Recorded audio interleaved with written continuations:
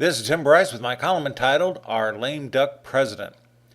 The expression lame duck was first used in American politics in the 1860s during the final days of President Buchanan's administration, who was succeeded by Abraham Lincoln. Basically, it suggests the politician no longer has any influence as he is preparing to leave office.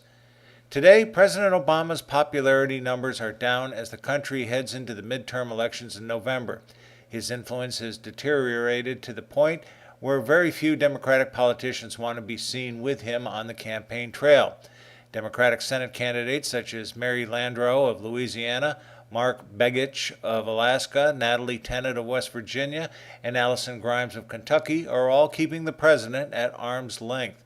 Mr. Obama's toxicity likely means the Senate will be surrendered to the GOP, who will then control both houses of Congress. Even if this happens, the president will still have veto power, which the GOP will likely be unable to override.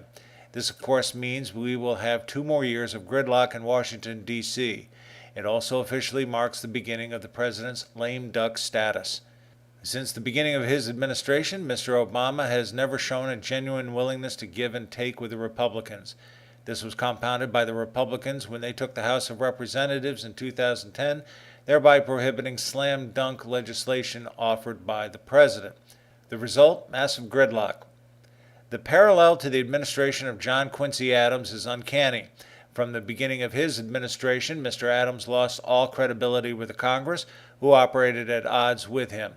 Not only has Mr. Obama lost the respect and trust of the Republicans, but many people from his own party and the world stage, where it is now well known that America leads from behind.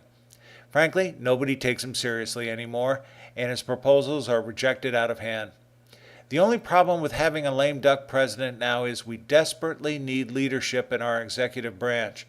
Between the problems in the Middle East, Russia and the Ukraine, immigration, and the variety of scandals, Mr. Obama is not acting like a commander-in-chief.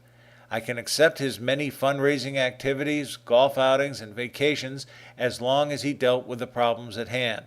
He is not. And more disturbingly, he gives the appearance he really doesn't care. There are talks of impeachment and slapping a lawsuit on the president, but I do not see this occurring unless Mr. Obama does something obnoxiously wrong, and a lot of people claim he already has. I, for one, remember the dark days of Watergate, as well as Mr. Clinton's impeachment hearings and lawsuits. It was all rather ugly. I would hate to see us wallow in such turmoil when there is so many other things requiring our attention. Then again, if we remain in gridlock following the election in November, I'm afraid we will be forced to go this route. This could all change if Mr. Obama was genuinely willing to do a little give and take, as Presidents Reagan, Bush, and Clinton did.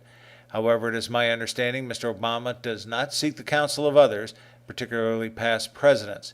His resolve to not bend on issues is neither realistic or pragmatic at this stage of the game. We cannot afford to be led by someone with an inflated ego during these dangerous times. The stakes are simply too high.